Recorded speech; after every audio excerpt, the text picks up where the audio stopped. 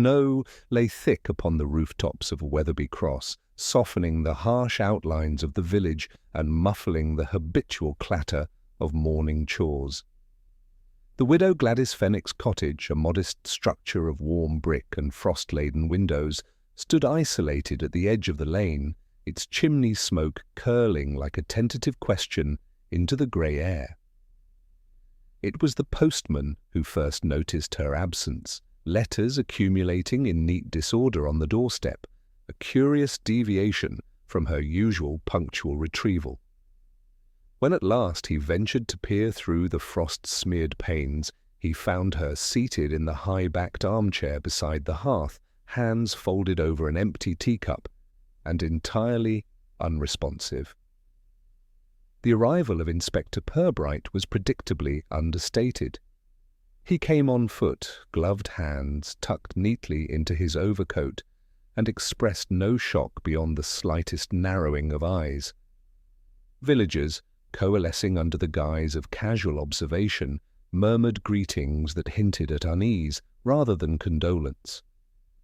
Purbright noted them in silence, cataloguing small details, the vicar's gloved fingers drumming nervously upon the railing, Mrs. Tilling's habitual twitch of the eyelid, and the postmistress's brief avoidance of direct gaze. All were, of course, courteous, if stiffly so. "It is unfortunate," said the vicar, his tone precise, "that Mrs. Fenwick should have remained unwell for so long without mention. One hopes it is nothing untoward." His hands clasped the lapels of his coat, as if drawing moral reassurance from the fabric. Purbright inclined his head. "Undoubtedly, sir, though one cannot discount the subtle influences of circumstance." The inspector's words hung in the frosted air, deliberately ambiguous. They suggested concern without assigning blame, a verbal tightrope upon which the villagers balanced uneasily. He allowed the vicar and the others a moment to retreat into polite conjecture, while he examined the room.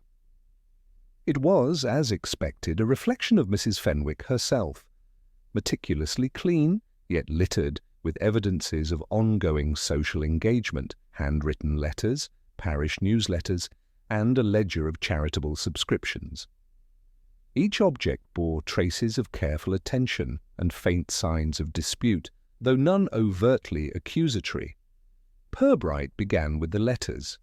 One, partially opened, bore a crisp postmark and elegant handwriting, unsigned yet unmistakably precise.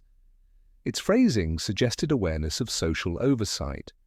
One hopes the committee may yet reconsider its position before matters become regrettable.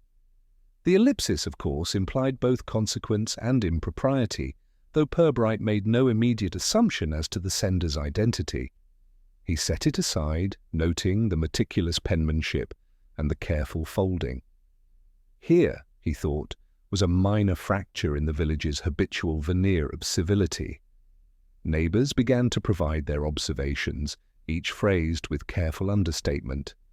Tilling reported seeing Mrs. Fenwick near the village hall on Tuesday, dressed in her habitual brown coat and scarf, conversing with an acquaintance whose presence she described with polite vagueness. "I cannot quite recall their name, but they seemed rather earnest in discussion." The widow's own movements, ordinarily measured and unobtrusive, were now reconstructed in fragments, like pieces of a delicate puzzle. Each account carried its own subtle bias, the narrators eager to maintain the impression of attentiveness while preserving social propriety. Purbright moved next to the ledger, a small leather-bound volume containing records of subscriptions to local charities, donations to the parish fund, and occasional notations regarding social obligations. Here lay a microcosm of the village's unspoken hierarchy, careful tallies of who had given, who had failed, and who had, most imperceptibly, been slighted. One entry, in slightly darker ink, noted a withheld donation and included a faint marginal comment, perhaps better addressed with discretion. Purbright observed the elegance of the handwriting, the hint of caution, and the silent tension between duty and reputation. In the course of these inquiries, the inspector noticed a minor irregularity, a teacup overturned at the edge of the hearth, a thin smear of tea staining the hearthrug. It could have been an accident. It could also suggest a sudden disturbance, a minor agitation unnoticed by the social record. He made a mental note. Beyond the immediate domestic scene, he glanced through the window at the snow-dusted garden, noting footprints partially obscured, leading neither in nor out with clear purpose. Such subtle evidence rarely spoke loudly, yet in villages like Wetherby Cross, small deviations from habitual conduct often hinted at complex social manoeuvres. A polite cough drew his attention to the postmistress who hovered near the door. "There was a letter, Inspector," she said, her voice careful, measured. "It arrived some days ago. For Mrs. Fenwick. I did not deliver it, as she was out. Perhaps it may be relevant." She produced a folded envelope, unremarkable save for the faint impression of writing upon the back. Purbright accepted it with gentle thanks, noting the tremor in her hand as she withdrew. Even in such minor interactions, the undercurrent of village conscience made itself apparent, the careful balance of honesty, fear, and propriety. By mid-afternoon, the few who remained had departed under various polite pretexts. Purbright remained alone, examining the room in the quiet stillness. There were no dramatic signs of struggle, no manifest indication of foul play. Only the meticulous records, the subtly disarranged furnishings, and the soft, insistent suggestion of unspoken tensions. He considered the letters, the ledger, and the incongruities of footprints and overturned teacup. Somewhere in the careful fabric of Mrs. Fenwick's social life, he sensed a point of pressure, a confluence of observation, judgment, and obligation that might, subtly, have precipitated her demise. As evening approached, the last rays of winter sun catching the snow on the rooftops, he noticed a curious detail. A small envelope, half hidden beneath a ledger page, stamped with the seal of the parish committee. It bore no address, only the faint impression of initials, perhaps hers, perhaps another's. Purbright pocketed it discreetly, aware that within this seemingly trivial object lay the potential for significant insight. Outside, the snow continued to fall, silent and indifferent, erasing footprints and softening edges. And in that soft hush, Purbright allowed himself a small, private doubt. Perhaps in Wetherby Cross, the dead were not the only ones with secrets to guard. The village hall of Wetherby Cross was unusually quiet that morning, save for the rhythmic ticking of the long case clock and the occasional shuffle of papers. Inspector Purbright arrived promptly, hat in hand, and noted the faint aroma of damp wool and polished wood, a combination more characteristic of annual meetings than of sudden social scrutiny. He took a chair at the head of the table, allowing the assembly to settle themselves with a decorous hesitancy, as though the mere presence of the police might render their long-standing social compromises visible for the first time. The chairwoman, Mrs. Armitage, offered the customary greeting, voice measured and lips tight. "Inspector, we are at your disposal, though one hopes our ordinary matters need not detain you unduly." Her hands clasped a sheaf of neatly typed agendas, each document arranged in ascending order of significance, or perhaps of embarrassment. Purbright inclined his head slightly, a silent acknowledgment of the carefully maintained proprieties that governed such gatherings. He began with the minutes of the previous parish committee meeting, his eyes skimming for anomalies or omissions. On paper, all was serene, subscriptions tallied, donations received, and minor repairs assigned with democratic impartiality. Yet Purbright noted with habitual precision that several lines had been erased and rewritten in a finer ink, suggesting after-the-fact alterations. "I trust these revisions were merely clerical," he said quietly, without accusation. The secretary, a young woman of polite reserve, nodded, though her fingers fidgeted with the edge of the ledger. Discussion turned to the allocation of funds for the upcoming winter bazaar. The treasurer spoke at length, explaining how small amounts had been redirected from the charity fund to purchase refreshments for visiting dignitaries. Purbright listened in silence, noting the subtle way each committee member nodded, some with assent, others with the faintest tight-lipped disapproval. One councillor, Mr. Cartwright, ventured to remark, "I trust the beneficiaries are satisfied with these adjustments?" His tone was light, but the phrasing carried a thinly veiled criticism of the decision-making process. Mrs. Armitage cleared her throat. "We endeavour to ensure satisfaction in all quarters, Mr. Cartwright. One might say, indeed, that contentment is our guiding principle." Her words, though ostensibly innocuous, bore the weight of habitual oversight, as if to suggest that dissatisfaction was both inevitable and regrettable, a minor social failing rather than an administrative one. Purbright observed her expression closely. The faint tension around her eyes betrayed a sense of cautious vigilance, a recognition that any misstep might reverberate through the village's tightly woven hierarchy. Intermittently, neighbours' whispers surfaced from the edges of the room, couched in indirect references to Mrs. Fenwick. "She did mention," one began, voice lowered in polite caution, "that the committee might consider the matter of seating arrangements in the hall, lest grievances fester unnoticed." Another added, with an ironic tilt of the head, "A small matter, perhaps, but indicative, no?" The careful choice of words, the deliberate understatement, revealed more than any overt accusation. The widow's final interventions were remembered for their subtle incisiveness, the sort that could unsettle even the most serene facade. Purbright turned his attention to the vicar, who had remained largely silent, observing the proceedings with polite interest. "One hopes," the clergyman said, "that we maintain our moral obligations in the allocation of funds, though it is, naturally, a delicate balance." His statement, formal and weighted with the authority of ecclesiastical concern, prompted several glances among the committee. There was a sense that each member's conscience had been lightly pricked, and that their habitual restraint might falter under scrutiny. The inspector examined the ledger further, noting the neat entries of contributions juxtaposed with faint annotations in pencil. Marginalia hinted at minor disputes, a donation returned, a note questioning the appropriateness of an expenditure, and a subtle query regarding a previously unacknowledged request for aid.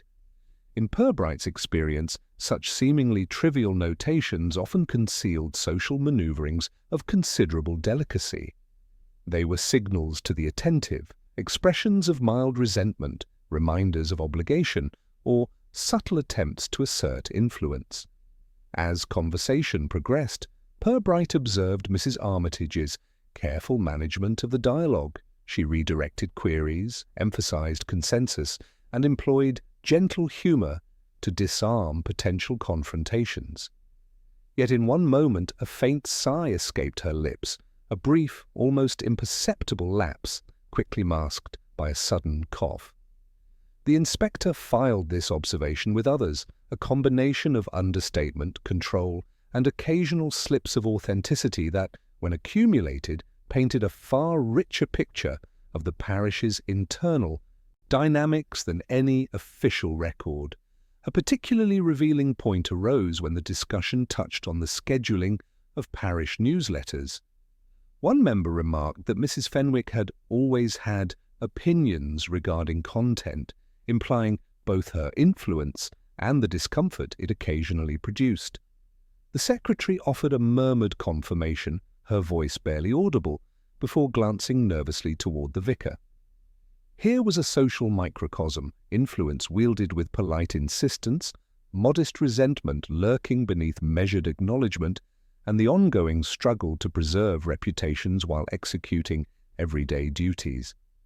Toward the end of the meeting, Purbright asked casually about correspondence received in Mrs. Fenwick's absence. The question, innocuous on the surface, elicited a subtle ripple of hesitation.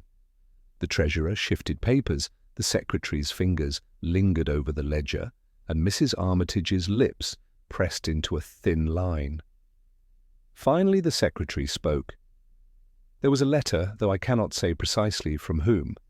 It concerned procedural matters, I believe, nothing remarkable.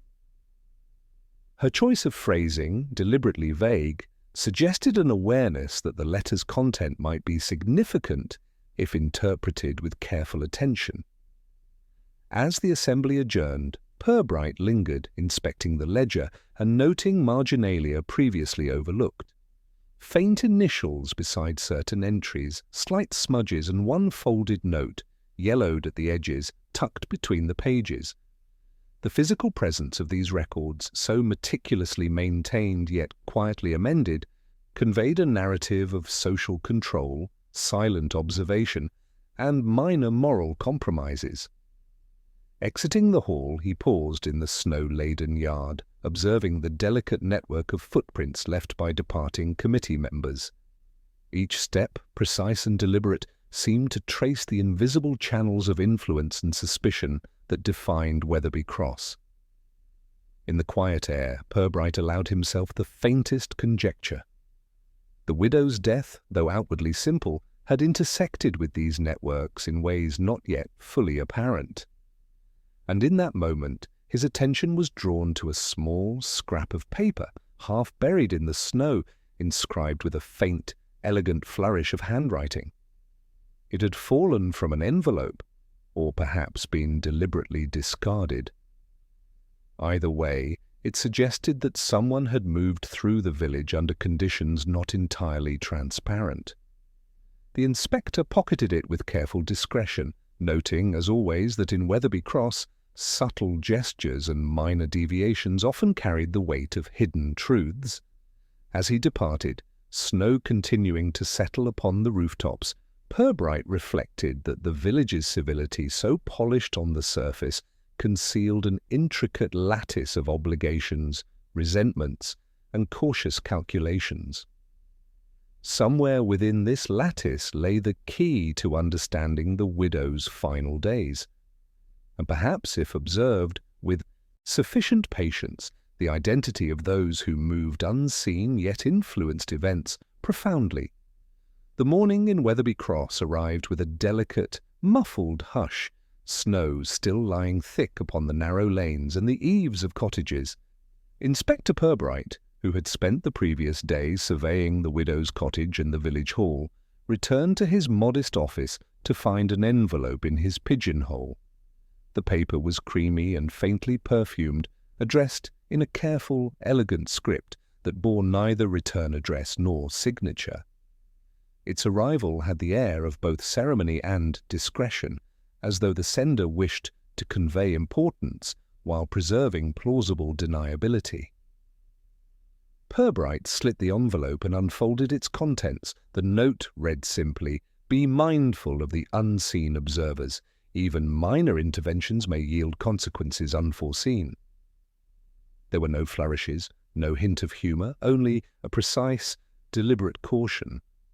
The inspector regarded it pensively, recognizing the familiar undertone of village intrigue, a combination of moral admonition, social surveillance, and gentle threat. The words were understated, yet they carried weight, the sort of weight that in Wetherby Cross could unsettle reputations more effectively than any overt accusation. His first thought was of Mrs. Fenwick. How often, he considered, had her own interventions, subtle though persistent, drawn quiet disapproval or prompted whispered commentary? The note suggested a network of observation, a lattice of vigilance extending through the village, with some parties remaining deliberately obscured. Purbright made a small note in his own ledger, precisely recording the date, arrival, and phrasing of the message, a measure of habit and of caution. The postmistress, Mrs. Larkins, provided the next clue, if one could call it that. Purbright called upon her with customary politeness, entering the small post office where letters and parcels were stacked with almost ritualistic precision. Her hands, gloved and fidgeting with the edge of the counter, betrayed a faint tension beneath her practiced civility.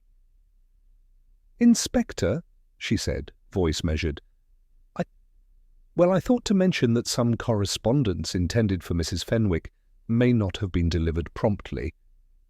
She was away naturally, but—" I did not wish to presume. Her words, though careful, implied both responsibility and unease, a silent admission that minor deviations in duty had been noted, perhaps with consequence. Purbright inquired delicately, avoiding any semblance of accusation. "Do you recall the dates of these letters, Mrs. Larkins?" "Merely in general terms," she replied, smoothing the edges of a stack of envelopes. "Most arrived during the week prior to, the unfortunate event.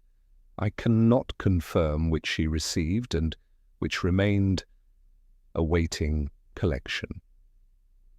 She glanced toward the window where snow clung to the panes like whispered suspicions, and returned her attention to her work with practiced detachment. The inspector's thoughts returned to the note. Its phrasing, unseen observers, suggested someone with a careful eye on social interactions, someone attuned to the subtle currents of obligation, favour and disfavour that governed Wetherby Cross. He recalled the committee meetings, the ledger annotations, and the conversations at the parish hall, and began to trace the possible network of influence and surveillance. Even the postmistress, he suspected, might unwittingly occupy a node within this lattice, her meticulous habits ensuring she noticed more than she was consciously aware of. Purbright then visited the widow's nearest neighbours, observing their habitual restraint and quiet anxiety. Mr. Albright, who lived opposite the Fenwick cottage, offered only careful observations of routine, phrased to avoid imputation. "I cannot say I noticed anything unusual, Inspector, though perhaps a visitor passed in the evening, or perhaps not." His voice carried the faintest inflection of unease, a subtle acknowledgment that even routine movements might be significant when examined under the lens of moral scrutiny. Mrs. Tilling, another neighbour of long-standing acquaintance, provided what appeared to be a more direct clue, though couched in the formality of understatement. "I thought to mention," she said, adjusting her scarf with meticulous care, "that Mrs. Fenwick had expressed concern regarding a visitor she deemed overfamiliar. One might consider it insignificant, but she noted it twice and with insistence." Purbright filed this quietly. The repetition implied an emphasis, a minor insistence that carried its own weight, particularly within a community where social infractions were rarely overlooked. At mid-afternoon, the inspector returned to the widow's cottage to examine the letters she had received in the week preceding her death. He handled each envelope with careful attention, noting postmarks, handwriting, and paper quality. Among them lay one particularly intriguing piece, a letter opened yet refolded with precision, lacking any signature but marked with a peculiar flourish at the top of the page, perhaps an initial, perhaps a symbol of authority. Its contents were brief, a few carefully chosen sentences questioning the propriety of certain committee actions, suggesting observation and accountability. Purbright recognized the hallmark of a cautious conscience, combined with subtle coercion, a gentle reminder that one's public face must align with private obligation. Throughout his survey, he noted other minor details: a half-empty teacup on the kitchen table, the ledger open to a page containing marginal annotations in a fine, almost invisible hand, and faint smudges of ink suggesting hurried notation. None of these signs were dramatic, yet together they composed a tableau, of minor pressures, discreet interventions and social vigilance. In Wetherby Cross, small details bore the weight of consequence, and Purbright was careful to treat each as potentially significant. The day waned and snow continued to drift, softening edges and erasing footprints. Purbright lingered in the sitting room, reading the letters by the light of the fading sun. The anonymous note, the postmistress's hesitations, the neighbour's subtle warnings and the carefully folded letter on the table all combined into a lattice of possibilities. He could not yet determine whether these signs indicated malicious intent, inadvertent oversight, or merely the nervous energy of a village accustomed to social scrutiny. Yet as he prepared to depart, his eye caught the faint impression of a footprint in the snow outside the back door. It was small, precise, and partially obscured, suggesting someone had passed that way after the initial discovery of Mrs. Fenwick. The impression was slight, the trace easily overlooked, but for Purbright it carried the same significance as a ledger entry, a silent message, a footprint of intention in an otherwise orderly world. He pocketed the anonymous note, considered the footprint, and allowed himself the mildest inclination of curiosity. Somewhere within these letters, hesitations, and subtle observations lay the key to understanding the widow's final days. And somewhere, perhaps, someone in Wetherby Cross had moved through the village with purpose, unacknowledged, leaving behind only the faintest trace for an attentive observer to discover. The Fenwick drawing-room, with its lace curtains and modest collection of porcelain knick-knacks, assumed an unusual formality that afternoon. Inspector Purbright had arranged for a gathering of those who had most frequently interacted with the widow in her final days, under the pretence of returning letters and reviewing minor parish documents. The participants arrived with careful attention to attire and demeanour, each aware that social conduct in such circumstances might, in itself, convey guilt or virtue. A low, polite tension filled the air, punctuated only by the gentle ticking of the mantel clock and the occasional murmur of snow against the windows. Mrs. Armitage, chairwoman of the parish committee, was first to be seated. Her posture was impeccable, her hands folded over her neatly arranged papers. "Inspector," she began, voice measured and precise, "we are, of course, at your service, though one hopes the occasion need not trouble us unduly." Her choice of phrasing, formal yet weighted, seemed to acknowledge both the gravity of Mrs. Fenwick's passing and the delicate necessity of preserving communal reputation. Purbright inclined his head in acknowledgment, noting the subtle tension in her eyes, the faint quiver that suggested habitual vigilance under polite scrutiny. Mr. Cartwright, the council member known for his cautious commentary, seated himself with a polite cough. "I trust," he said, "that we may proceed with due decorum. One would not wish to misrepresent our intentions in matters of communal interest." His words, indirect yet pointed, carried the suggestion that past decisions, though procedurally correct, might have been morally questionable, or at least socially sensitive. Purbright's attention to such nuances was unwavering. The inspector's own demeanour, calm and observant, encouraged disclosure without overt compulsion. The first subject of discussion was Mrs. Fenwick's letters, many of which had circulated among committee members and neighbours in the days prior to her death. Purbright allowed each participant to recount their recollections with measured civility, encouraging detail without pressing for confession. Mrs. Tilling, who had been closest in proximity to the widow, spoke of minor admonitions, a gentle reprimand regarding seating arrangements at the parish tea, a subtle critique of procedural oversight in the newsletter, and a quietly expressed concern for the propriety of a fundraising appeal. Each recollection was understated, yet each hinted at the social authority Mrs. Fenwick had exercised with delicate precision. The vicar, who had remained largely silent until this point, observed with a habitual detachment, though his eyes followed the gestures of each committee member with discreet scrutiny. "It is, of course," he remarked, "a delicate task to balance benevolence with propriety. Even minor lapses left unchecked may generate unintended consequences." The careful phrasing, formal yet morally weighted, drew polite nods, though beneath them lingered the subtle unease of those who had participated in minor errors or overlooked obligations. Purbright noted the unspoken acknowledgement, cataloguing it quietly for future reflection. Conversation shifted to the ledger, which lay open on a small side table, each entry carefully inspected. Contributions to charitable causes, annotations of slight discontent, and the occasional notation of withheld funds offered insight into the social calculus of Wetherby Cross. Purbright invited each attendee to comment not upon the entries themselves, but upon the practices they reflected. Mrs. Armitage emphasized diligence, Mr. Cartwright noted the necessity of transparency, and Mrs. Tilling mentioned that minor oversights might nevertheless carry social repercussions. Every phrase was laden with polite vigilance, the careful management of perception, and the avoidance of overt blame.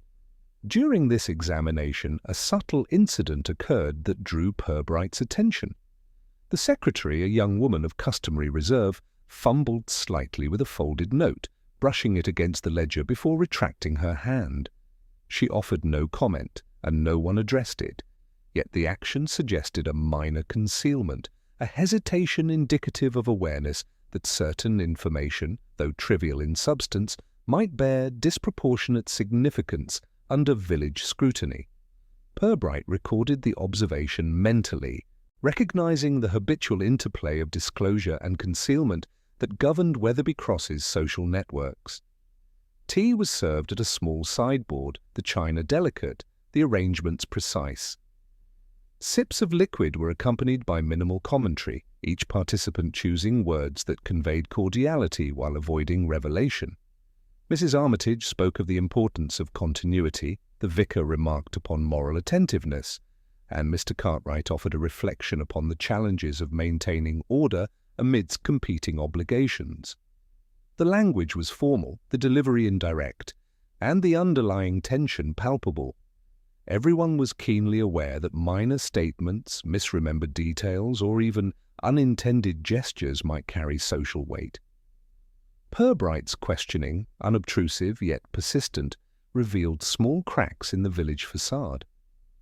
One participant alluded to the widow's habit of observing closely, another hinted at unexpected visits during evenings when the committee believed themselves unobserved. Each remark, delicately couched in civility, revealed the latent anxiety that Mrs. Fenwick's presence had induced in those around her. The inspector, noting subtle expressions, a slight blanch, a tightened hand, a rapid glance, catalogued the psychological pressures that, though outwardly muted, structured the conduct of the village. Toward the end of the gathering, Purbright asked casually about correspondence that might have arrived during Mrs. Fenwick's absence. A faint silence followed, broken only by the careful clinking of teacups. The secretary's hands lingered near the ledger. Mrs. Armitage offered an almost imperceptible frown. Finally, a gentle acknowledgment was made. Letters had arrived, some withheld for procedural reasons, others mislaid in the hubbub of committee obligations. The ambiguity, the modest concealment, and the careful politeness combined to form a tableau of moral hesitation and silent vigilance. As the visitors departed, Purbright remained alone, examining the room with quiet attention. The teacup, the ledger, and the folded note all bore traces of subtle intervention. Outside, snow continued to settle upon the garden paths, erasing footprints and softening edges, yet leaving the faintest impressions for those inclined to observe. In the quiet, he noticed a small piece of paper protruding from beneath the ledger, one corner bent, ink smudged as though handled in haste. The detail was minor, almost trivial, yet for Purbright it suggested deliberate movement, perhaps unnoticed by the participants, yet deliberate nonetheless. He pocketed the scrap, making a mental note to trace its significance, and reflected that Weatherby Cross operated upon a lattice of observation, restraint, and moral calculation. Every gesture, every annotation, and every understated remark contributed to the architecture of village life. Somewhere within these polite interchanges, subtle hesitations and discreet gestures lay a clue to understanding Mrs. Fenwick's final days. And perhaps, he considered, someone in the room had acted under circumstances not fully transparent to any observer. The inspector left the cottage, the snow muffling his footsteps, carrying with him a renewed awareness that even the smallest detail, a folded corner, a hesitant glance, might illuminate truths that words alone could not convey. The Fenwick cottage, quiet now without visitors, assumed a stillness that seemed almost deliberate, as if the house itself were conspiring to conceal its occupants' final days. Inspector Purbright returned mid-morning, carrying with him the letters, notes, and the folded scrap of paper he had found during the tea-time inquiry. His attention, however, was drawn most insistently to the widow's ledger, a small, leather-bound volume that lay on the sideboard, its edges worn, its pages densely annotated. This, he thought, was more than a financial record. It was a social map, charting minor obligations, small favors, and subtle infractions with the precision only a conscientious observer could muster. Purbright began systematically, examining each entry in turn. Contributions to the parish fund were recorded in neat, deliberate handwriting, yet occasional marginal notes hinted at interpersonal tension. A returned donation, a penciled question about the propriety of a contribution, and a one entry marked with faint initials that did not match any of the usual signatories. Each anomaly carried its own understated weight, signaling dissatisfaction, concern, or a carefully restrained critique. The ledger, in its quiet way, revealed the structure of village influence, who owed whom, who had given more than expected, and who might feel aggrieved by perceived inequities. One entry drew particular attention, a small sum marked "withheld," accompanied by a penciled note that read, "To be reconsidered discreetly." Purbright considered the phrasing with characteristic precision.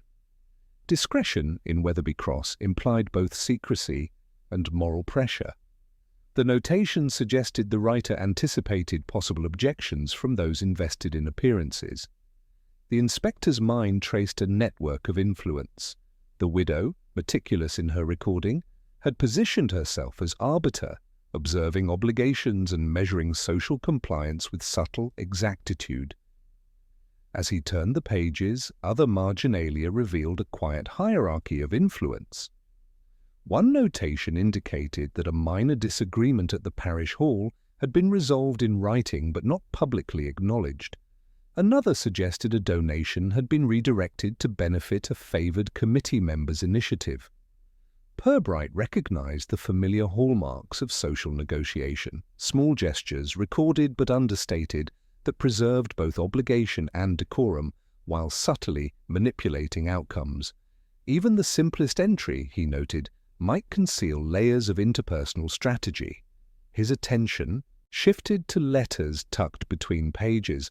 Most were routine acknowledgements of contributions, polite queries regarding upcoming events, but one, partially obscured and folded with particular care, bore a faint impression of handwriting that suggested haste. Its content was brief, hinting at awareness of committee irregularities and recommending considered attention to propriety. The ambiguity was deliberate. The writer did not accuse, but the phrasing implied observation, evaluation, and the potential for social consequences. Purbright's mind catalogued these documents alongside the ledger's entries, a lattice of influence, obligation, and minor intimidation, all conducted with civility and precision. Purbright paused to examine the physicality of the ledger itself. Some pages were thumbed more frequently than others. The ink varied slightly in tone, indicating additions or amendments made at different times. One page bore a faint smudge as though an annotation had been hurriedly corrected. He noted the subtle imperfection. In a village like Wetherby Cross, even a minor lapse in neatness could provoke comment, reflection, or speculation. The ledger, therefore, was not only a record but also a medium for social expression, a silent instrument through which reputations were maintained or challenged. He then considered the interpersonal implications. Mrs. Fenwick, diligent and meticulous, had recorded minor disputes, obligations, and perceived slights with equanimity, yet her annotations implied judgment. Those referenced, committee members, neighbours, and occasional visitors, were now all participants in a carefully choreographed social dance, one that balanced propriety, obligation, and subtle power. A misstep, even minor, might compromise reputation. A gesture of courtesy might conceal quiet disapproval. Purbright, accustomed to observing such networks, noted how moral authority and social influence were intertwined, with the ledger serving as both instrument and evidence. Among the folded letters, he discovered one small note, unaddressed and unsigned, that suggested the widow had anticipated confrontation. Its phrasing was restrained yet deliberate. Observation is ongoing. Prudence is advised. Purbright regarded it thoughtfully. It was not a threat, nor an appeal. It was a signal of awareness, a marker of someone attuned to the moral expectations of the community and the hidden tensions that underlay ordinary interactions. He filed it with care, recognizing it as a key piece in the lattice of subtle influence. In the course of examining the ledger, Purbright observed a curious detail. A faint indentation beneath one entry, as though another document had been pressed there and later removed. The shape was small, almost imperceptible, yet its presence suggested intervention by an outside party, someone who had accessed the ledger without acknowledgement or explanation. He made a mental note, aware that the act was both deliberate and discreet, exactly the sort of minor breach that could disturb reputational equilibrium without attracting overt attention. By late afternoon, the inspector had reconstructed a partial social map from the ledger's entries and accompanying correspondence. The relationships revealed a delicate balance of expectation and subtle coercion, minor grievances and understated obligations. Every notation, every pencil mark, and every carefully folded letter testified to the weight of observation, the pressure of propriety, and the quiet moral accountability that governed Wetherby Cross. In short, the ledger offered a window into the widow's world, a world in which even small actions were scrutinized, evaluated, and quietly recorded. As he prepared to leave, Purbright paused beside the sideboard, noting the alignment of objects on its surface. The ledger, the letters, a small porcelain figurine slightly displaced. The disruption was minimal, almost imperceptible, yet, in combination with the indentation beneath the ledger, it suggested recent activity. Perhaps someone had reviewed the entries in secret, left a trace, and departed under the guise of routine. The inspector pocketed the small scrap of evidence he had earlier noted, considering it alongside the ledger and letters. He stepped outside into the slowly settling snow, observing how footprints converged and diverged along the garden path. The scene was quiet, almost serene, yet Purbright was aware that beneath this apparent tranquillity lay a lattice of obligations, observations, and unspoken judgments. The widow's meticulous recordings, the subtle marginalia, and the carefully folded letters had mapped the village's moral geography. Somewhere in that geography, he thought, the explanation for her final days and the social pressures that framed them might be found. And as he walked toward the lane, a faint impression in the snow caught his eye. The trace of a foot, slightly smaller than most, leading toward the hedge and disappearing behind the gate. The detail was slight, but it suggested deliberate movement, a presence unacknowledged, or perhaps a visitor whose intentions had yet to be discerned. Purbright made a silent note, aware that in Wetherby Cross the smallest trace, like the faintest pencil mark in a ledger, might illuminate truths otherwise hidden from polite view. The afternoon sun, muted by the overcast winter sky, fell obliquely upon the Fenwick cottage, lending the rooms a subdued and almost reverent glow. Inspector Purbright arrived shortly before the cousins' anticipated visit, noting the precise arrangement of the widow's papers on the writing desk and the small ledger opened to the page detailing minor parish disputes. He allowed himself a quiet observation. Mrs. Fenwick's household, though modest, reflected both conscientious order and the weight of social vigilance, as if every object had its assigned moral and social significance.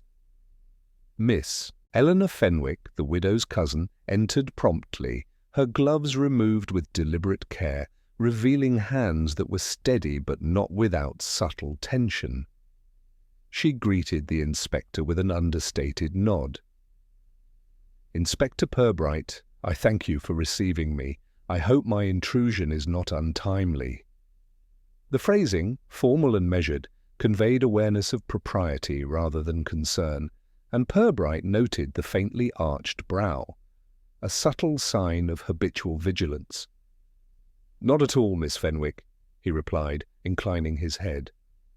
"I trust your journey from the village proper was untroubled." Eleanor's lips pressed into a thin line. "Quite so, though one cannot deny the challenges imposed by snow. And of course the necessity of observing discretion while travelling between households in these delicate times." Her choice of words suggested more than mere courtesy. It hinted at a consciousness of social expectation and moral responsibility, a tacit acknowledgement that her visit was bound to both observation and propriety. The inspector motioned for her to sit, offering a cup of tea, which she accepted with minimal ceremony. "I understand," Purbright began, "that you were acquainted with your cousin's routine in her later days. Perhaps you observed particulars others might not have noted."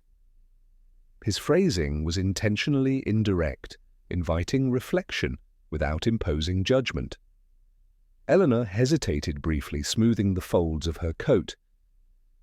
"Mrs. Fenwick, I observed her concerns regarding the committee, as you might expect. She had, shall we say, opinions about certain decisions and the manner in which they were implemented. She did not vocalize them to all, naturally, but she confided occasionally in letters or notes meant for trusted recipients. The careful choice of words, the pause between clauses, and the emphasis on discretion conveyed awareness that even minor revelations carried reputational weight." Purbright leaned slightly, his expression neutral. "And were these opinions, in your estimation, matters of principle or of social observation?" "Both, perhaps," Eleanor replied. "She was diligent, always attentive to the proper execution of obligations. Yet there was, I suspect, a quiet concern for fairness and propriety, matters easily overlooked by those not accustomed to observing minute details." Her voice was even, formal, yet contained the faintest trace of tension, as if speaking too freely might itself constitute impropriety. The inspector allowed the statement to linger, examining both the content and the subtle gestures accompanying it. Eleanor's gloved hands rested lightly upon her lap, yet her fingers twitched occasionally, betraying a minor anxiety beneath her composed exterior. Purbright catalogued these micro-expressions with habitual care. The signs were neither dramatic nor overt, yet in Wetherby Cross such subtleties often conveyed more than explicit speech. Eleanor continued, now speaking of visitors to the cottage. There were occasions when Mrs. Fenwick noted unexpected callers, or individuals she deemed overly attentive. She remarked, with her usual prudence, that one should exercise caution, even in seemingly innocuous interactions. One might say she anticipated potential consequences of minor social deviations before they became manifest. The phrasing, indirect yet pointed, suggested a consciousness of moral and social hierarchy, a careful calculation of propriety, and the possibility of minor pressures exerted under the guise of civility. Purbright asked about the letters and notes the widow had maintained. Eleanor nodded. She corresponded frequently, though selectively. Some communications were for record alone, others carried subtle admonitions. In these, one might detect her awareness of committee irregularities, the occasional oversight or minor neglect of duties. Yet the phrasing was always measured, careful to avoid offence while preserving moral authority. She paused, letting the implication resonate. Influence exercised with civility could still impose considerable psychological weight. The inspector's gaze swept the room, noting the ledger, the neatly stacked letters, and a teacup slightly askew on the small table. "Did your cousin ever express concern about her safety or comfort during these visits?" he asked, gently, deliberately avoiding dramatic phrasing. Eleanor hesitated, fingers clasping one another. She mentioned concern regarding the pressures of observation, that certain presences, though polite, could become burdensome. It was not a matter of fear, Inspector, but of subtle influence, the sort that may weigh upon one's attention and decisions without overt notice. Her voice, formal yet measured, carried a faint trace of irony, as though acknowledging the paradox of politeness masking constraint. Purbright noted the careful restraint in her narrative. Every admission was weighed, every reflection couched in civility, and every gesture measured. He observed her eyes flick toward the window, as if anticipating the arrival of an invisible party, then returned to his own with deliberate neutrality. In that glance, the inspector detected a minor behavioral fissure, an acknowledgement that the village's moral lattice extended beyond immediate perception, that observation, silent and indirect, was never confined to the known participants. A question arose, unspoken, in the cadence of Eleanor's speech. Though she offered no explicit accusation, her repeated emphasis on discretion, anticipation, and subtle influence suggested that someone within the village moved with awareness, leaving faint traces, yet avoiding detection. Purbright made a mental note of this, aware that the cousin's testimony, formal and controlled as it was, might illuminate behaviours otherwise invisible. Toward the close of the visit, Eleanor rose, smoothing her coat and adjusting her gloves with deliberate care. "Inspector, I trust you will consider all these matters with the prudence my cousin would have employed herself. It is remarkable, in a village of such civility, how minor details may carry consequences beyond expectation." Her words, formal yet edged with dry wit, were an invitation to reflect upon the interplay of observation, propriety, and subtle moral pressure. Purbright inclined his head in acknowledgment. "I shall do so, Miss Fenwick. Your attentiveness is, as ever, appreciated." After her departure, he lingered in the drawing-room, examining the small impressions left behind. A faint crease in a letter, the subtle shift of a chair, the alignment of papers on the desk. Each was minor, almost imperceptible, yet together they suggested movement, purpose, and observation. He considered Eleanor's phrasing and glances, recognizing the underlying awareness she carried. Someone had been watching subtly, deliberately, leaving traces intended for those attuned to such signals.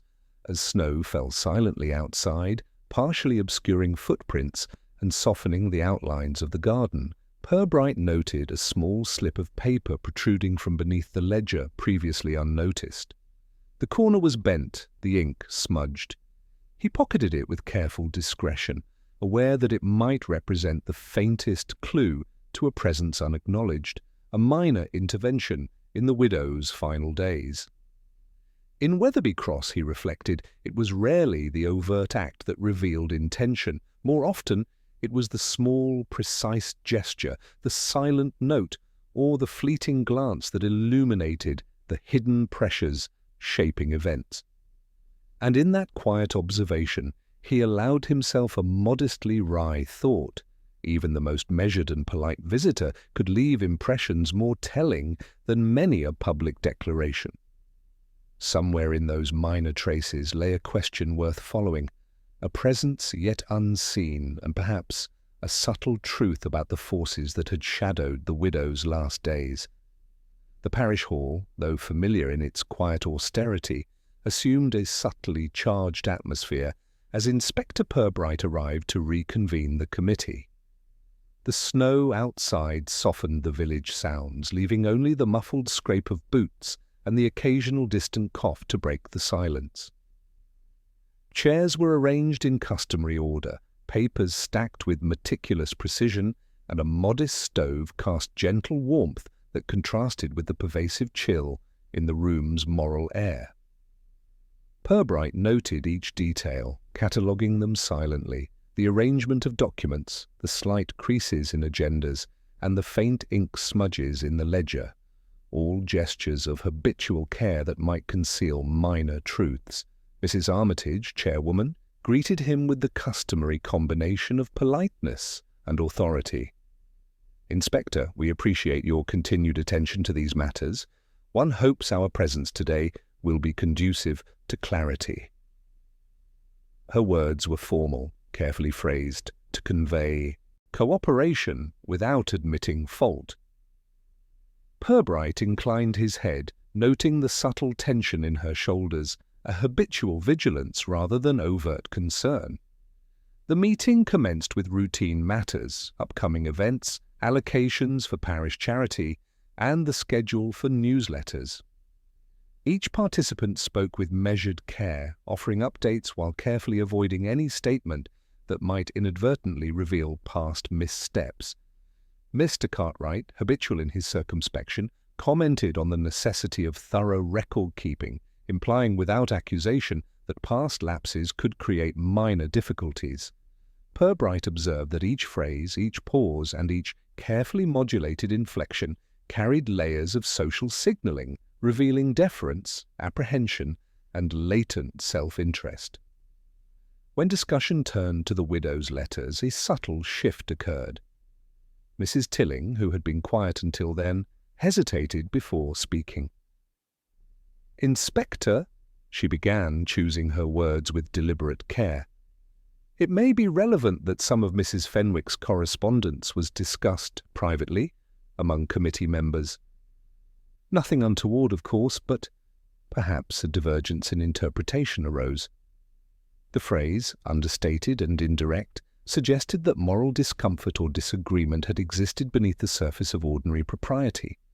Purbright noted the careful restraint in her voice, registering both confession and the preservation of reputation.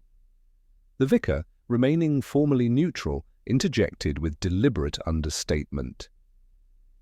"It is naturally a challenge to reconcile personal observation with communal expectation.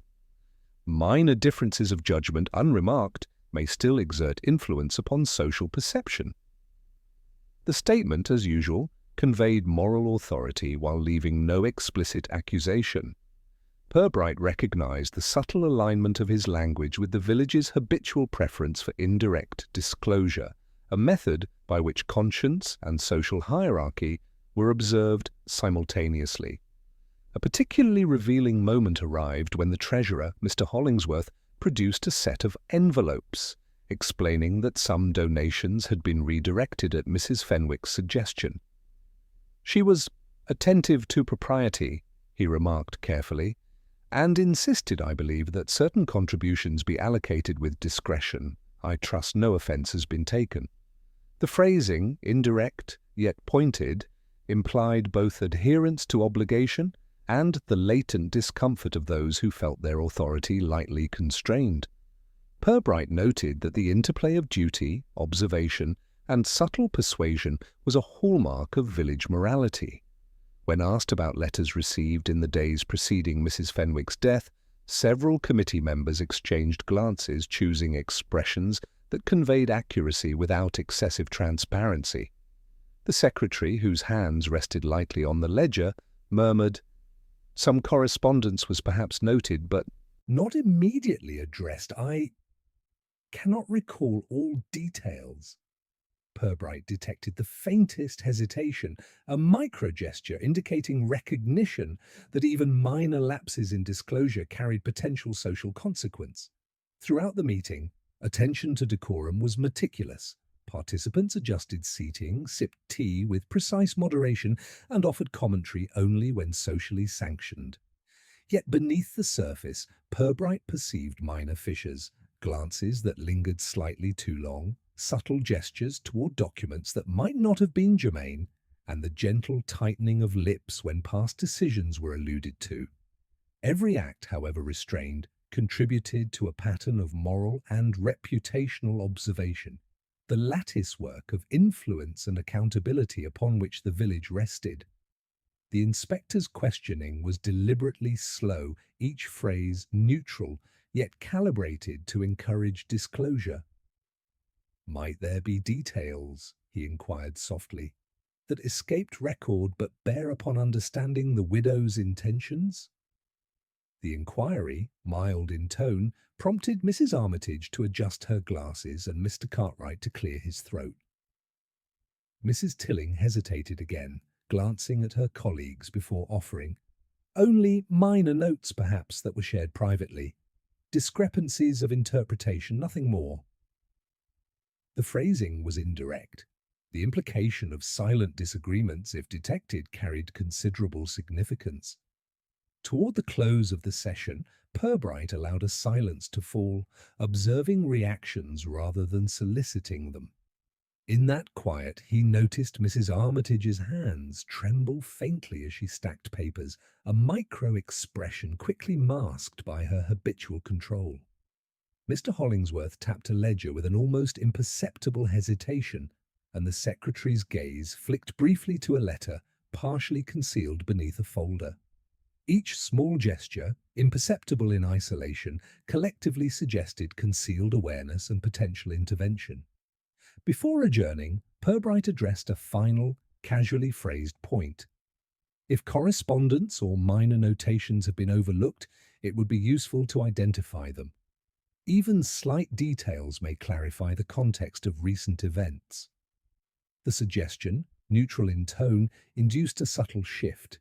Committee members exchanged small, almost imperceptible nods, acknowledging that certain letters, annotations, or marginalia might indeed bear relevance.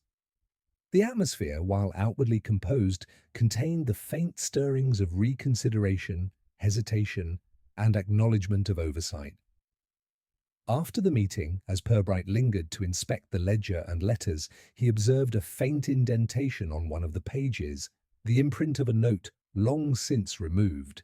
The alignment of papers, the subtle smudge on the ink, and the careful folding of envelopes all pointed to activity previously unnoticed. Outside, snow continued to settle, covering footprints and softening edges, yet leaving the faintest traces for an attentive observer. He pocketed the note with deliberate care, reflecting that in Wetherby Cross, moral weight and reputational vigilance often manifested in the most minor gestures, and the smallest details could illuminate intentions far beyond immediate perception. And as he departed, the inspector allowed himself the mildest wry observation. Even the most controlled committee, skilled in civility and observation, could not entirely suppress the inadvertent disclosure of minor truths. Somewhere among the folded notes, faint indentations, and subtle gestures lay a pattern of influence, oversight, and hesitation, an invisible map pointing toward the pressures and interactions that had shaped the widow's final days. The post office at Wetherby Cross presented its usual air of mild austerity, yet the inspector could not help noticing an undercurrent of vigilance that seemed to inhabit the room as tangibly as the scent of damp letters and ink. Mrs. Larkins, the postmistress, stood behind the counter with hands folded, her posture rigid yet polite. The familiar rattle of letters in their pigeonholes, the neat stacks of envelopes, and the soft tick of the wall clock combined to form an atmosphere of orderly constraint.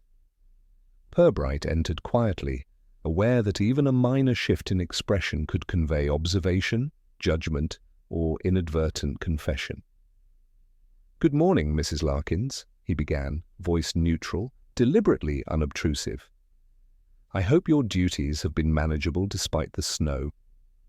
She inclined her head, expression impeccably formal, yet her eyes flickered briefly to the ledger and the rack of letters.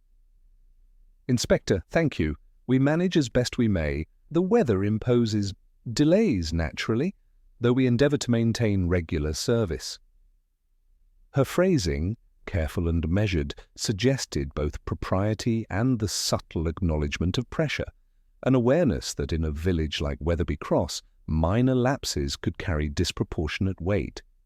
Purbright's gaze wandered over the orderly room, noting small indications of habitual care, a letter with its corner slightly bent, a faint smudge of ink at the edge of an envelope, the careful folding of a missive atop the counter. "I wondered," he said softly, "if you might recall any correspondence addressed to Mrs. Fenwick during the week preceding her absence.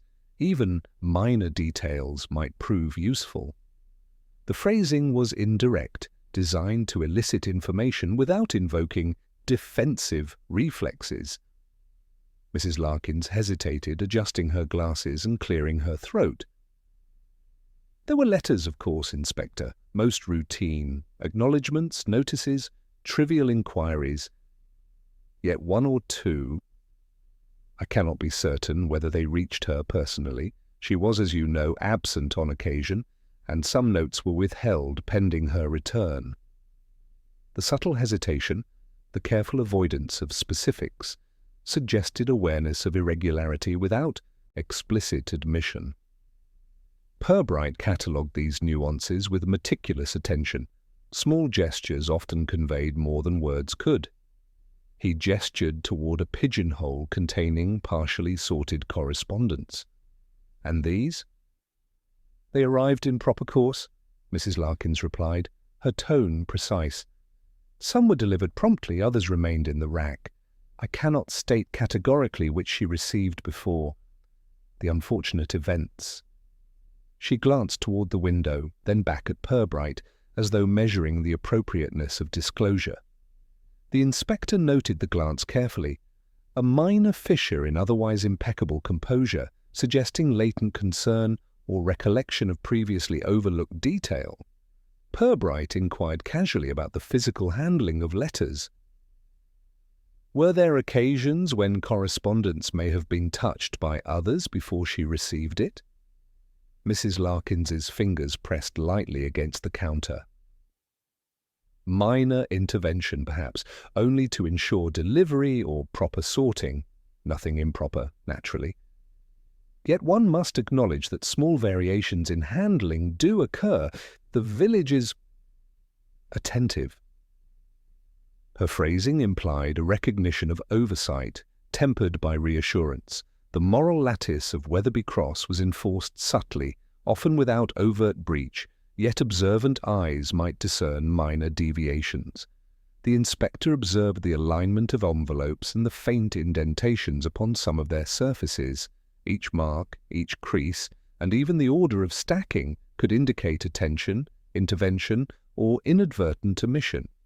He catalogued each in his mental ledger, a process of observation where moral and social significance resided in subtlety rather than spectacle.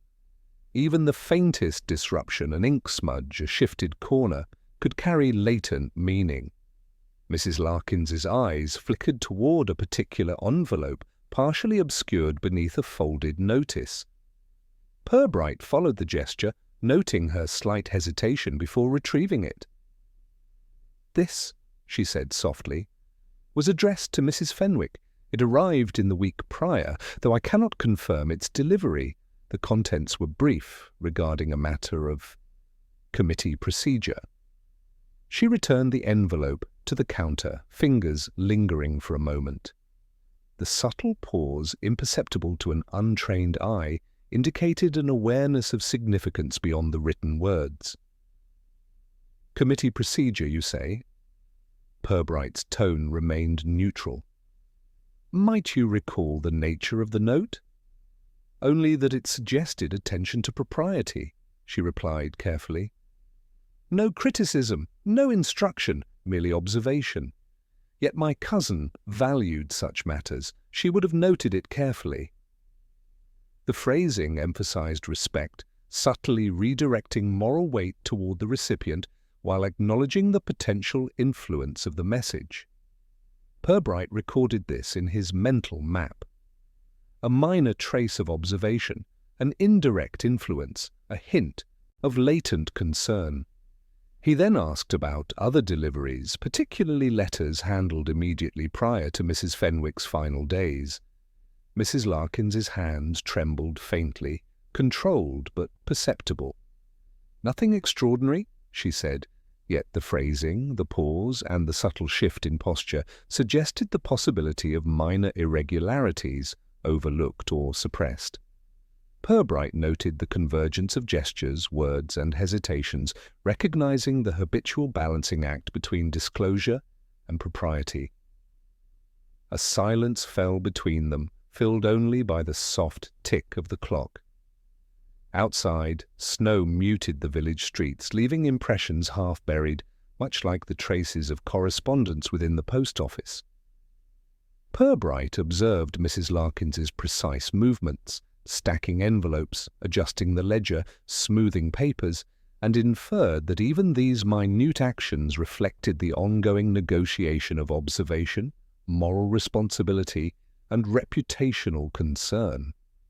Before departing, he noticed a small, folded scrap of paper protruding from beneath the ledger. It bore a faint smudge, as though handled in haste. Mrs. Larkins glanced at it with a subtle tightening of her lips, betraying recognition yet offering no explanation. Purbright, ever attuned to such understated signals, pocketed it discreetly. The gesture, minor and almost imperceptible, suggested deliberate intervention by someone, possibly the postmistress herself, or another observer whose intentions were neither overt nor entirely transparent. As he stepped into the snow-softened streets, Purbright reflected that Wetherby Cross's civility masked intricate networks of influence, obligation, and subtle surveillance. The smallest gestures, the placement of a letter, the flick of a glance, the hesitation in speech, could illuminate pressures and interventions far beyond immediate perception. And somewhere perhaps the careful handling of correspondence, the minor deviations from routine, and the discreet signals left in envelopes held a clue to understanding the social forces that shaped the widow's final days.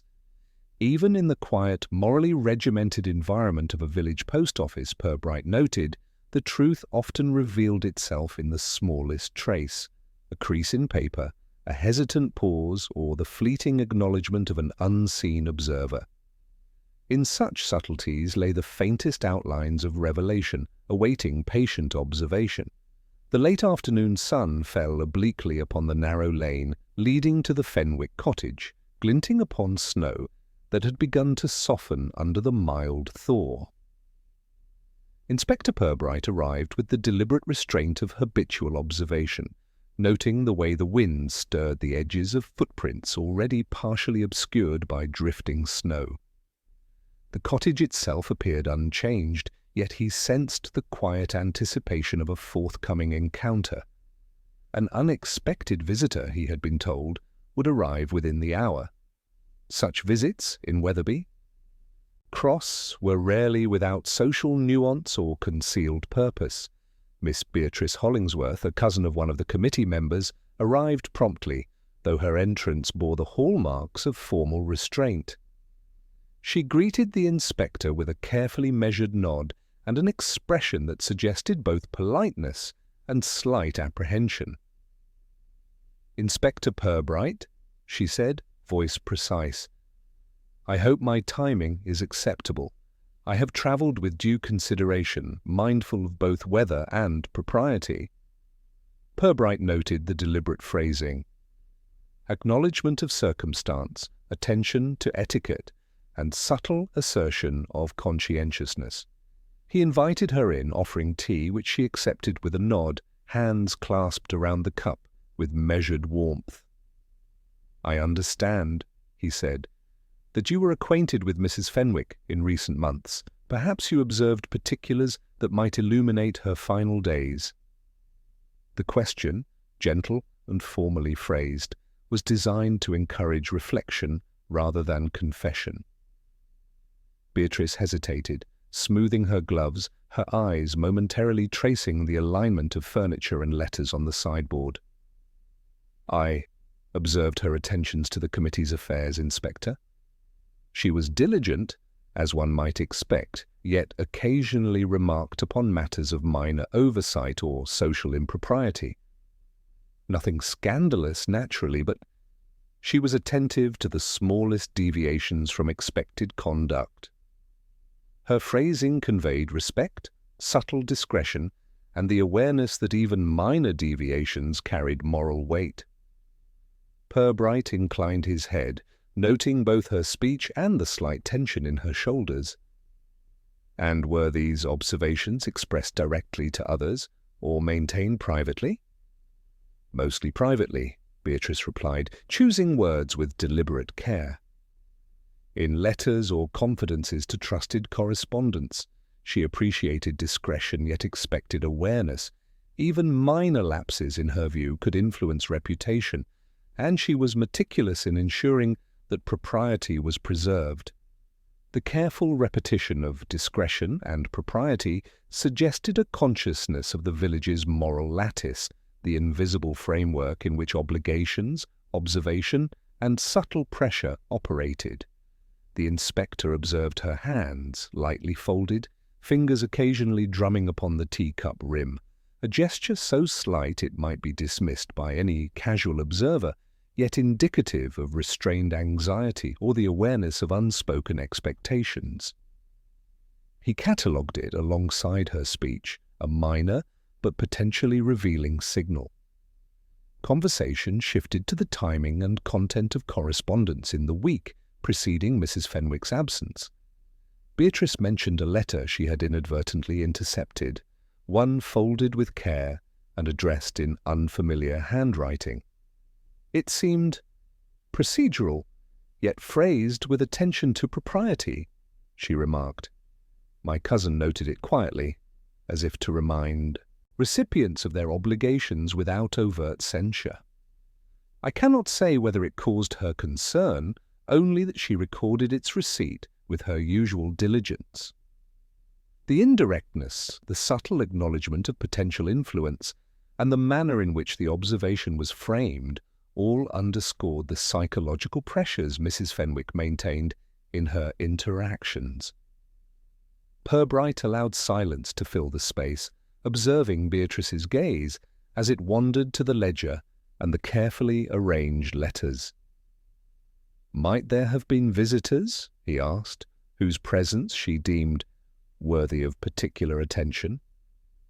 Beatrice's lips pressed into a thin line. Occasionally, yes.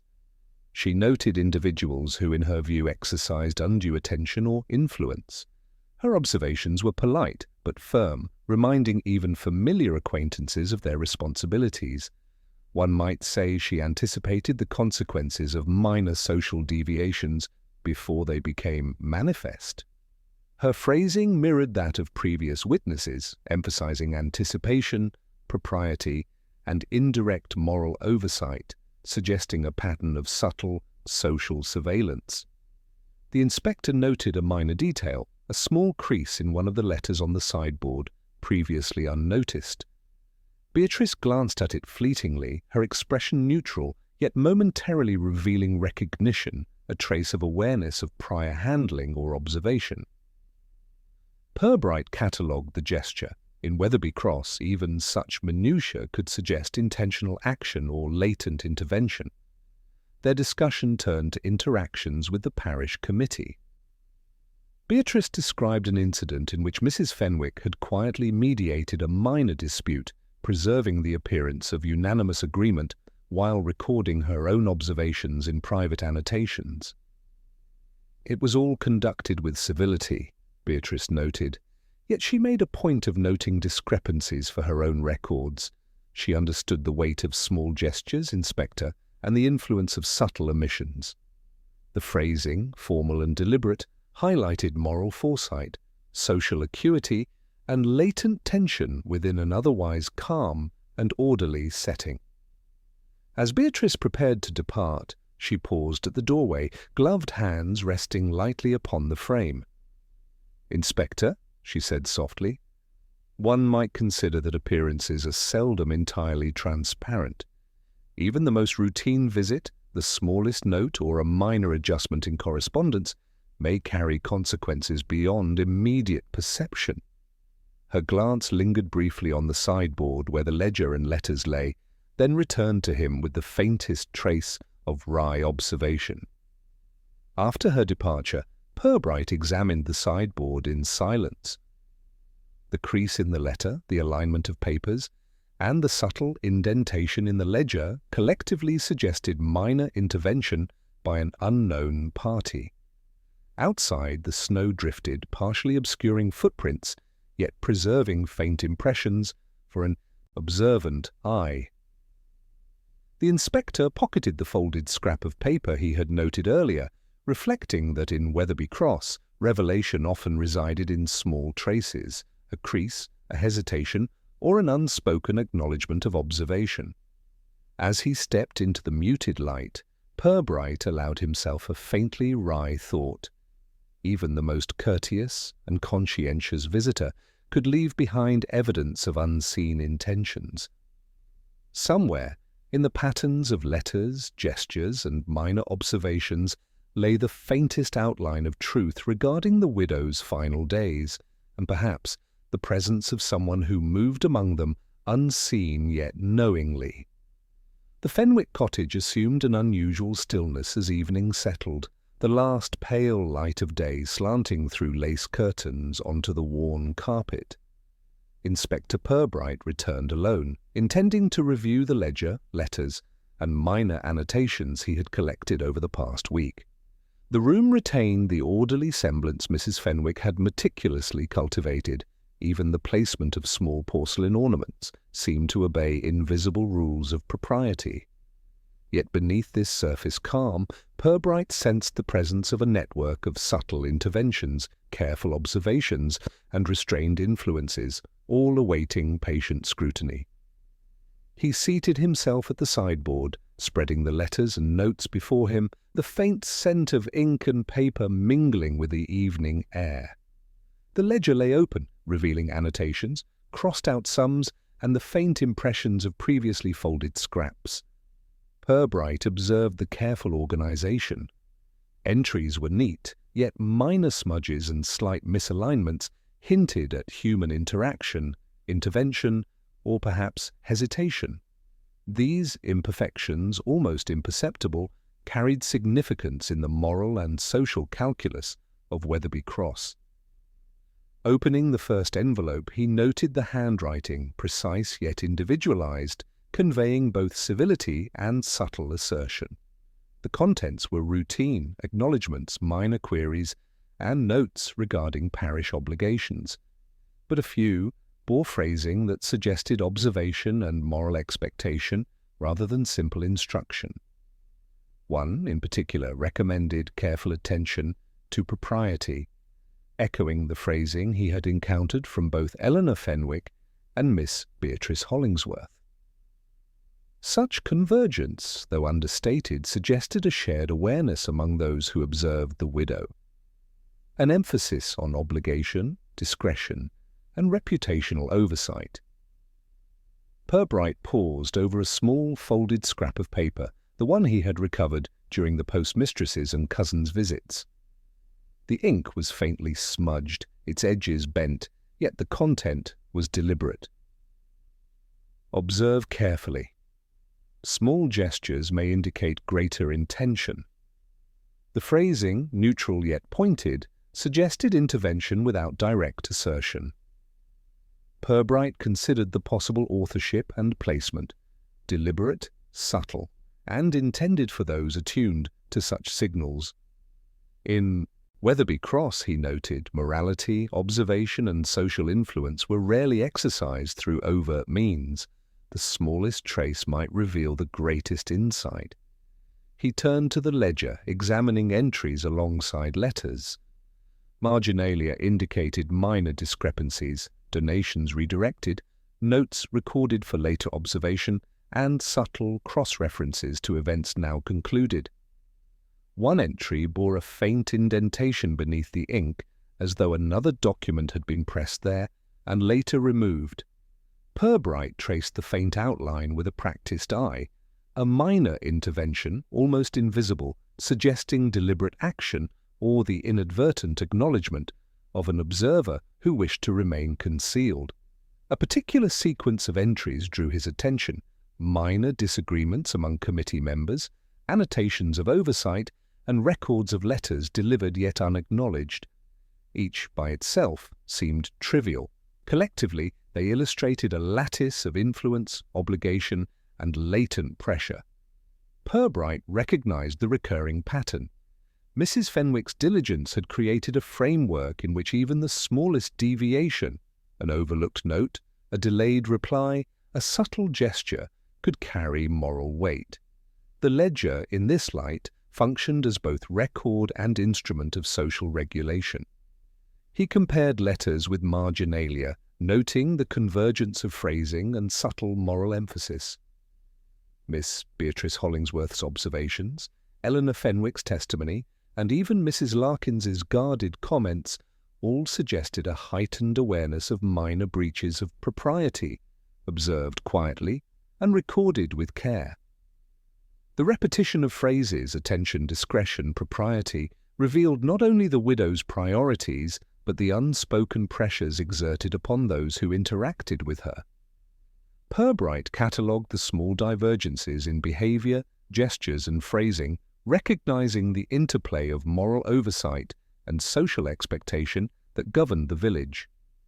Toward the ledger's final entries, he noticed a faint crease at the margin of a page. The crease did not correspond to a recorded letter or annotation. It was minor, almost imperceptible, yet deliberate. Purbright traced its edge with a fingertip, considering the possibility of intervention by an unseen hand. Perhaps a visitor, a committee member, or even the postmistress had manipulated the ledger briefly, leaving a subtle signal, a trace for those attentive enough to notice. The imperfection was minor, yet it carried the hallmarks of intention. Purbright set aside the letters and notes, reflecting on the cumulative pattern. Weatherby Cross, outwardly serene and governed by civility, concealed layers of observation, moral vigilance, and restrained intervention. Every gesture, hesitation, and annotation contributed to the quiet orchestration of reputations and obligations. Even the most trivial letter, the smallest crease or the faintest smudge, held significance within this lattice of social expectation. As he rose to leave, the inspector's gaze fell upon the ledger once more. A shadow of movement at the window suggested a fleeting presence, perhaps the drift of a branch or a passerby's glance, but in Weatherby Cross, even such minor stimuli warranted attention. Purbright pocketed the folded scrap of paper, noting that the smallest traces, creases, smudges, or hesitations might ultimately illuminate intentions that words alone could not convey. The evening, though quiet, had left him with a renewed sense of observation. Somewhere within the ledger, letters and subtle gestures, lay the faintest outline of understanding the widow's final days, and perhaps a clue to those who influenced them unnoticed. He extinguished the lamp, the room dimming to the soft shadowed tones of dusk. Outside, snow continued to settle, partially erasing footprints, yet preserving faint impressions for attentive eyes. and as Purbright stepped into the muted evening, he allowed himself a quietly wry reflection. In Weatherby Cross, the truth rarely announced itself. It whispered in creases, paused gestures, and the faintest marks left behind by those who observed with discretion and intent.